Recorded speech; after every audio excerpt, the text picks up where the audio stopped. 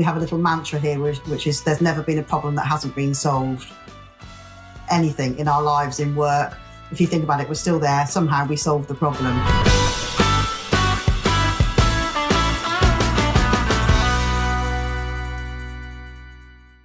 Welcome to another spotlight session on the Content in Business podcast. Today, we have Anna Smith, who's the co-founder and recruitment director of Beyond the Book, who are a full-service specialist creative and marketing recruiter. Thanks for taking the time to join us on the show, Anna. No problem at all. I think, first of all, tell us about Beyond the Book. Okay, so a bit of a long history there. Going back where my career started, I worked in the creative marketing industry, in the client services side of things, in various creative and marketing agencies. And then I think that was probably for about 12 years, so both permanently and I went freelance, so worked in a variety of agencies. And then kind of life events brought me from Bristol up to the Midlands and with two young kids, and found myself in a specialist creative and marketing recruitment agency where I launched the freelance side. And a couple of years on, I met Sal, and we decided to set up Beyond the Book.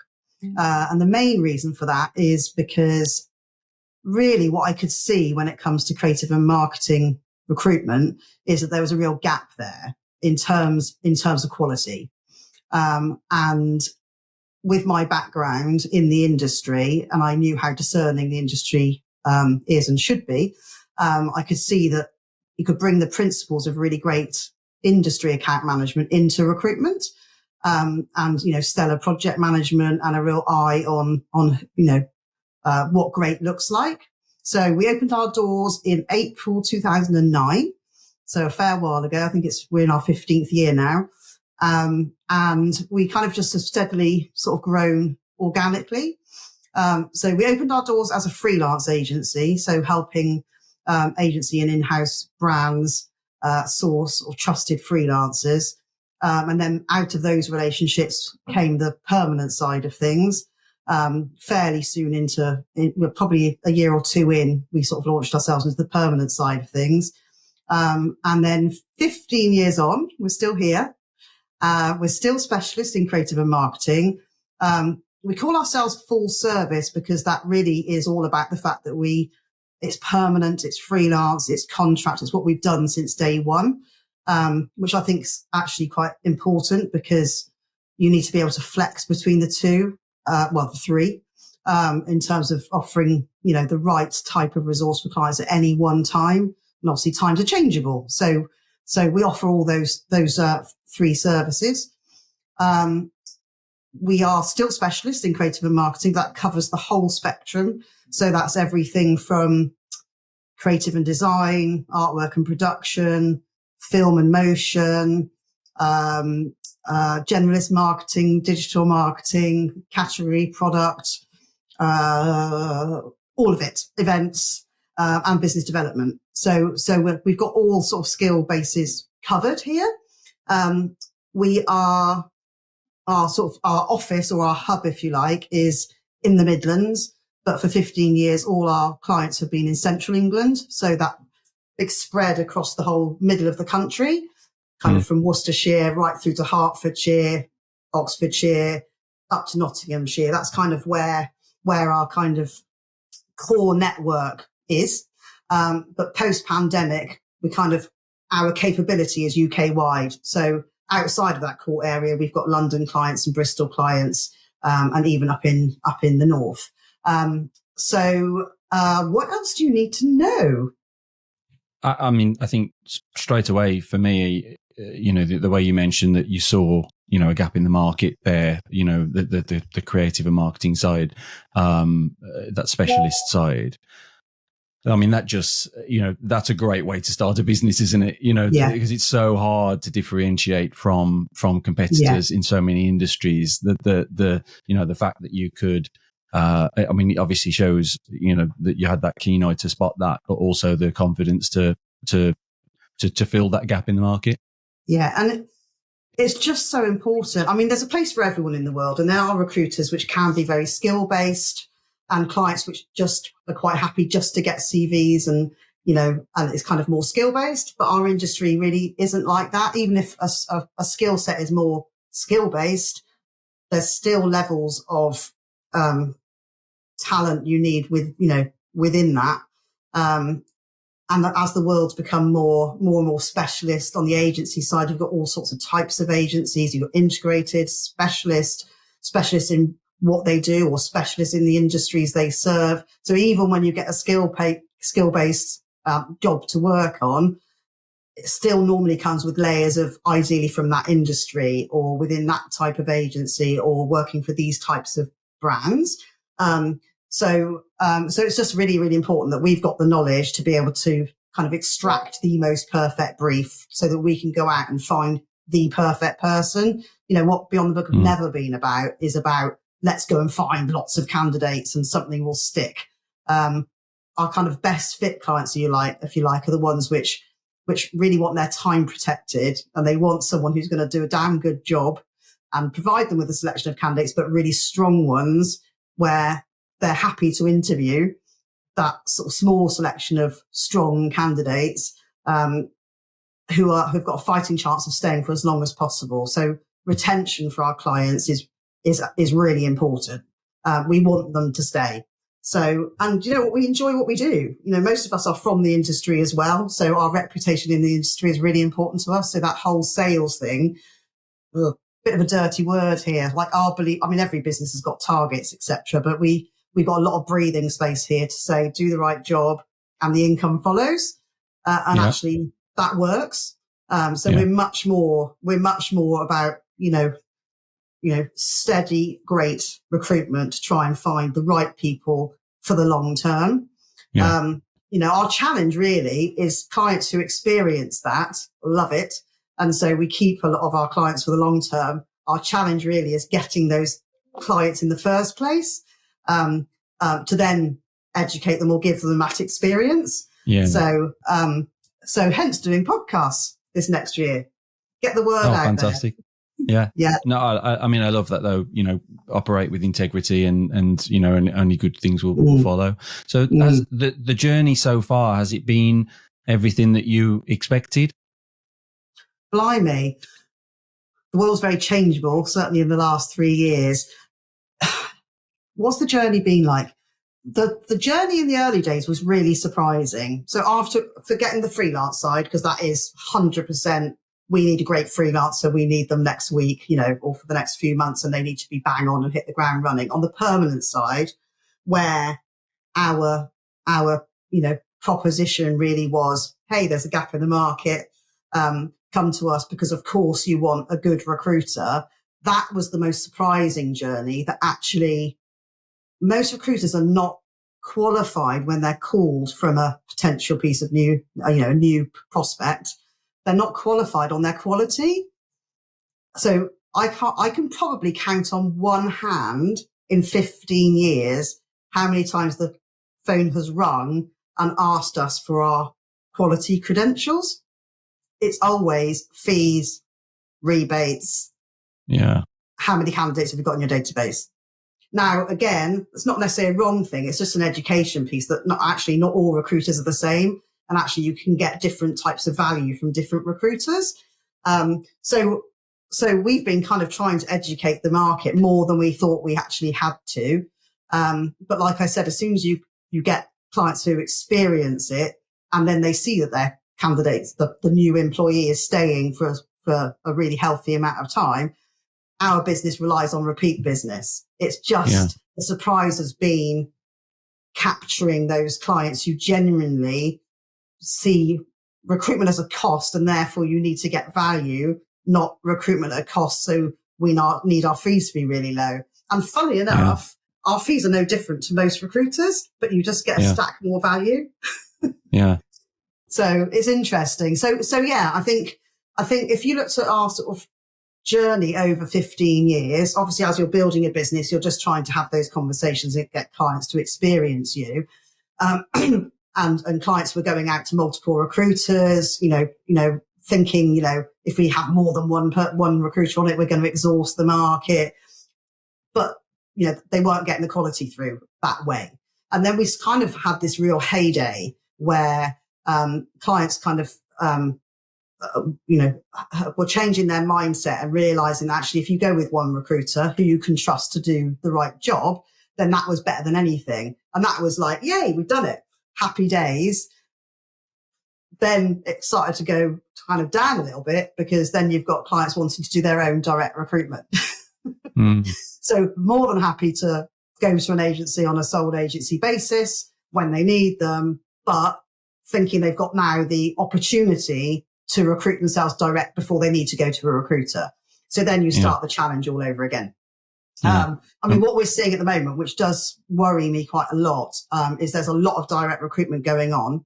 And we've always understood it. If you can find your own candidates without having to spend money on recruitment, go for your life. Wouldn't we all? But it's noisy and it's getting messy. And there are brands which are seemingly doing it well. There's an awful lot which aren't. And what we're seeing a lot over the last year or so is candidates getting frustrated again. So going back a step, when I was talking about kind of when sort of there was a lot of multi-recruiters, recruitment going on, and candidates were hating the market and just not a great candidate experience. And then it got a lot better. Now it's getting worse again. And you're seeing want of a better phrase, job seekers, getting frustrated again. They're seeing loads of jobs. The copy isn't as informative as it should be. Salaries are missing. Wide skill sets, which, real unicorn briefs, ghosting, lack of response, etc., etc. So, it's a bit sad to watch at the moment because I'm thinking, oh my God, the quality of recruitment was going up, and now I can see it getting worse again. So I think going into this year, our challenge really, and there's always been our purpose actually, forgetting our business, just wanted to raise the standards of recruitment. And so really want to get out there and just start educating the world as to what good recruitment looks like. Whether you want to do it yourself or whether you want to do it through a recruiter, let's kind of protect the candidate community who are just finding it incredibly frustrating. And the bottom line of that, where no one wins, is the more you upset the candidate community, the more you're going to miss your candidate because they won't apply for jobs. Yeah. So nobody wins. So if everybody can get the quality up with how they're approaching recruitment, it's good for everybody. Then those businesses which, like I said, fair enough, are having a go at their own direct recruitment, it might be that they just can't do it well. And actually, they do need to actually spend the money on going to a good recruiter. And there's so many cost savings in that, which aren't obvious. And certainly the cost of someone not staying with you is huge, and the disruption and all those things. So yeah, I think our little vision is let's get recruitment really good out there. And if you really can't do it well because it's not your day job, then let's get back to, really being discerning about which recruiters you work with. And there's a lot of good ones, there's a lot of terrible ones, which don't help, but there are some good ones. And if businesses can pick up the phone and qualify their recruiter on value and efficiency and all those things, then that would be amazing. That would be a good turning point, I think. I'm talking There's a lot. So many industries. It's great. It's great information. I think, there's so many industries and clearly this is potentially falls in the same category where the focus goes on things like cost, and cutting corners and things like that, because there is a lack of understanding of the actual value, or a lot of the time, people don't measure it correctly. That they measure, they're not measuring the extra time they're having to spend, actually, not monitoring and valuing their own time, or the time of, the multiple people in the business, oh my God, that's so right. Time there's so many levels. It's hidden costs, isn't it? We run a business, we understand how precious costs are. And, since the pandemic, everything's changing all the time. It's hard to predict. There's a lot of project-based work going on, so you can't predict the future. And then overlay that on top of spending money on people who are dynamic, movable objects. You're not buying a washing machine until you don't want it anymore. I understand that the immediate sort of, mindset is, but what if that person doesn't stay? It's cost us X amount of pounds. Yeah. But what that does, it drives the quality down, and you're risking all the costs of your business of that person not working out. And what our message to people is, yes, it costs. Yes, these people are movable objects, but let's work really hard together to get it right. And there are so many ingredients about getting recruitment right. And actually, it isn't about a client-supplier relationship. It's about working together. We can do our bit. You need to do your bit. From the beginning, from the planning stage, right through to onboarding. And actually, if you take anything out of what the client needs to do and what we need to do, it's risking the whole process and risking getting the right person. So our best projects is when we team up with a client and go, right, we've got a job to do together. Let's do it. And it works time and time and time and time again. And it is that what we call, we want to work with people positive businesses which go, it costs, but we've got to get this right. And we totally get it. We've got to get it right. I mean, we've only got a certain, influence once they are in situ. Obviously, we're not in our clients' premises and being able to influence anything at that point, but we do work damn hard to really try and work with our client. The other thing is, I think what hasn't really helped is obviously all this LinkedIn activity gives the perception that all you need to do to find candidates is post on LinkedIn, because we're all posting on LinkedIn, but there is so much more we're doing. It's crazy. And I'm going to get the figures a little bit wrong, but it was something like this, which I read last night, which was some insight that came out of LinkedIn, that currently in terms of what the market's doing, about 5 to 10% of the candidate market open to a client when they're recruiting are active. Okay. And what active means is they are actively, seriously out there looking for a job. About 5 to 10% of the others are tiptoers. So they might, thinking about it. And then you've got a huge swell of the market, which are passive, which is they haven't thought about it, but approach them with a compelling proposition, which really matches what they're all about. And they're in. So actually, just putting an ad out on Indeed or just doing a piece of activity on LinkedIn, you could be missing an awful lot of people, which could be your perfect person. So it isn't just advertising. We're in a real multi-channel world. There's a level of advertising you need to do, but there's a lot of underground work that we do in terms of tools and platforms. So we know people might be looking. Our network is flipping massive, and people talk about people looking. So there's searching, there's advertising in multiple places. There's obviously the social content, and then it's keeping all those balls in the air all the time because people's attention is so divided. Whatever you do once, you could be missing that person. So there's various layers of things that you need to do if you want to exhaust the market and you don't want to miss a candidate. But I think the times have changed. Like, I think out of that 5 to 10% of the active market, about 85% start with exploring their network if anyone knows of opportunities, because they're discerning. They don't really like applying for advertising, and there's different ways and means they can look for a job. So they're not necessarily up there waving their hands. So our job is keep loads of balls in the air, be everywhere on different platforms in different places so that you can capture the attention of that one perfect person. And you need to do that quickly. You can throw a campaign at it really quickly. But obviously what we're seeing out there is maybe one ad going out on Indeed or a post. And you can see that there's been loads of applications, but we know from what we do, you can have hundreds of applications. No one can be right. So, absolutely. So it's more especially in creative and was. marketing roles as well. Pardon, say that again.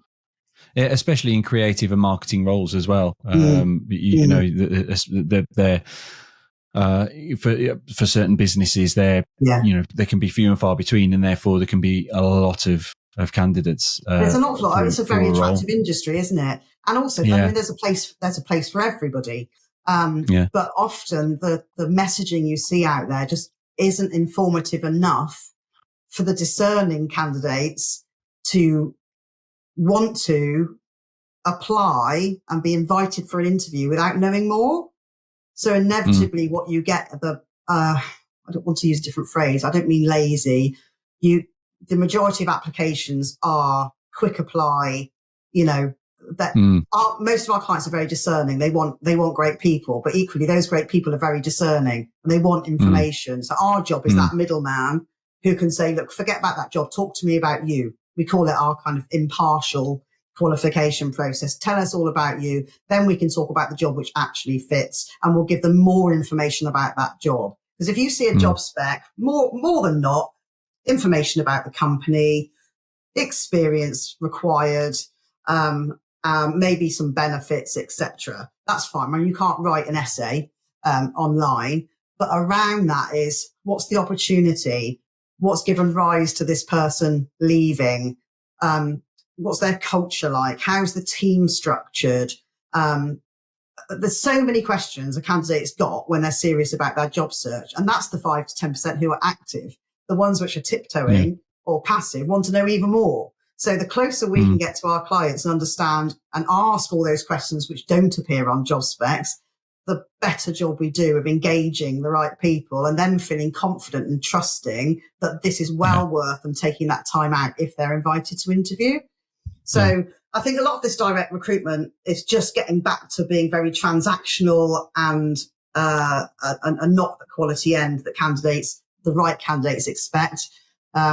So yeah, we all need to be a bit watchful of that, I think. I mean, one of the other things we do at Beyond the Book, because we're quite happy to give away our time for nothing, is for businesses to have a chat with us and go, we're thinking about doing our own direct recruitment.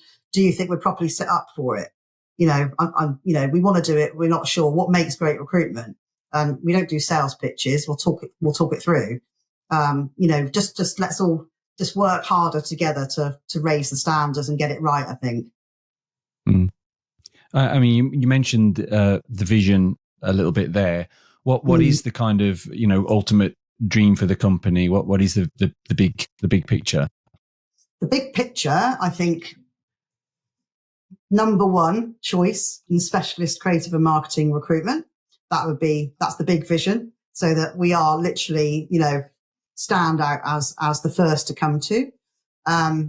The sort of 2024 vision is to get to that point, is to make sure that we're out there a bit more and talking about ourselves, kind of for two reasons, really. One, to build trust.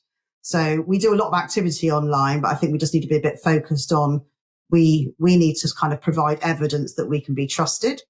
And there's different ways we can do that,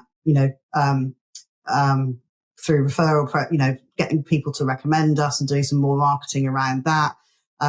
We invest in a data platform now, which measures candidate and client experience. So we've got data to back up, against loads of criteria throughout the whole process. We're measured and we want to be accountable.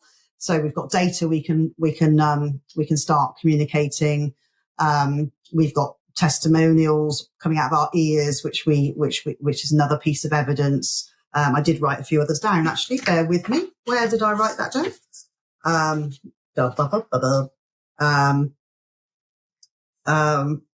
And then in terms of communicating what works, so we're going to do much more content around what makes good recruitment, and it's giving it away. But, like I said, for the greater good of all, let's talk about what makes good recruitment. So yeah, I think we've got a presence. We've got a nice kind of looking, fairly solid brand. We're known, I think, by a fair whack of people. But I think people need to trust us that, if they're going to spend money on recruitment and they think that they do, then we're the ones to come to. And also, do you know what? Me and Sal started the business, still here, full time, still immersed in it, still care. So, for want of a better expression, we've always given a shit, and our team feel it every single day, and they do too. So we still really care. and we really care about other businesses, growing businesses. We get it. It's, it's important. So, so I guess this next year is about trust and education, and kind of using our network to help us, really. What are the biggest challenges that you can see coming up in terms of that plan? The biggest challenge, how much noise. I think we're going to see a lot of noise. I think when we last spoke, Simon, when we had our call a week or so ago, we were talking about the fact that when things were actually quite good, going back, what was it, 2 or 3, I think from April 21 for that next subsequent 2 years, it was crazy busy. And I think a lot of our clients were getting back to their growth plans, which had all been put on hold. So they, everybody waited to feel a bit more confident about what the market was doing. And then suddenly it was actually, we had wanted to be X size by this point or X profitable by this point. And therefore we need to recruit multiple people. So it went a bit nuts. Right, hang on. What was your question again? I know I was going somewhere. It was like, when we last spoke. Yeah. And of course you're busy, got loads of projects on. Great. And then things normalized going back this last year. A lot of places, both in industry and on the recruitment side, felt everything kind of normalized, get back a bit to normal. And you haven't been out there, haven't had the time to go out and put your face out there, get out into events, go back to proper client meetings. I mean, we have loads on video. It's great, but still nothing better than good old meetings. But I think the whole world is thinking like that now. And I think it's good. Everyone's coming out, back and wanting to have got probably a little bit more time than they had in those 2 years to do some more proactive stuff, raise their profile, raise awareness. So I think we're going to see a lot more video, a lot more podcasting, a lot more events. And so it'll be quite cluttered, I think. So the challenge really is how to stand out in quite a cluttered marketplace. And then the challenge of when people are a bit cautious about money, they do their own direct recruitment. And I get that. But if you can't, like I said, if you're struggling or you find it's not working or you think you're just not best set up for it, then go to overcome that challenge. Just qualify a really good specialist recruiter who gives a shit. I think you've obviously mentioned a few things that you do at the moment. Like you say, you're very active. You've also mentioned some of the plans that you've got coming up, which sound really interesting, sound really exciting. What else do you lean into in terms of marketing your business? What do you find works at the moment? What do you find is a challenge at the moment? So we kind of got as far at, and again, it comes down to, and we were talking about this as well before, which is when you're immersed in your day job, it's so hard to find the time to do this, to do the proactive stuff, which you do need to keep doing. But we are really committed to that now this year. But I think we have a brand. We will be refreshing it, just to keep current. And we've got a content strategy in terms of across all of us, the types of content we need to put out, which has been quite sort of written based. So we made progress in the last couple of years, but from proper marketing principles in terms of generating leads, we haven't had that capability. So, and we haven't been employing analytics on our website, analytics on any of our mailers, etc. So we're making a bit of noise, saying some good stuff, but what's the word in sales? The funnel. So we haven't been capturing and converting business that we just don't know about. We don't know if anyone's sniffing around us unless they actually pick up the phone. So we want to keep up the awareness, do a bit more of that, but employ some proper marketing principles to actually, to drive conversations. We need and want conversations. So it's tough when, there's not loads of money flying around for everybody. but we have to invest in this year in some proper expertise. So we've got, we're working with a guy called George Gillard. I don't know if you know him, but he's a sort of senior brand creative strategist. So he's working with us on loads of areas of the creative and brand side and coordinating the marketing effort. We've pivoted someone's job here into coordinating the marketing effort. So we've got some bodies now to help us. And we need to do it. And actually, do you know what? Let's walk the talk, because all the time I'm saying that people out there are trying to do their own recruitment, but it's not their day job. We know that we are not marketeers. We need some help with that. It's an education piece, isn't it? Yeah, exactly right. But I think if we can start with getting, like I said, building our credibility out there, it's, the lead gen side is easier if they've heard about us, they know us. There's almost an element of trust already built. So both sides of that is really important. So I think from us as people in the business, we need to be out there talking a lot more. And then hopefully the marketing side will have more of a fighting chance of working. I think, like you say, smoking out those hidden costs as well, and quashing those opinions on shortcuts or showing real benefit. So obviously, hell of a long time the business has been going, and all your experience. What's the one piece of advice that you would give to another business owner? A recruitment business owner. Can be any business owner, whatever suits. One piece of advice: stay true to your purpose, because everything hangs off that. It makes decisions easier and spending money easier. Staying true to purpose. Advice. Know that things don't stay forever. Downtimes don't stay forever. I think we have a little mantra here, which is there's never been a problem that hasn't been solved. Anything in our lives, in work, if you think about it, we're still there. Somehow we solved the problem. So, downtimes don't last forever. Thirdly, I think your ability to be agile has never been more important. I think we're in a changeable world. That's not going to, as technology is advanced, we're all having to play catch up all the time, and you need to be as nimble as possible. I think speak to, over the years, various businesses who whatever worked once upon a time, and you've sensed this frustration, which is, but it was going so well. It's going so well. And people don't want to change their habits or what worked before. It's not your fault.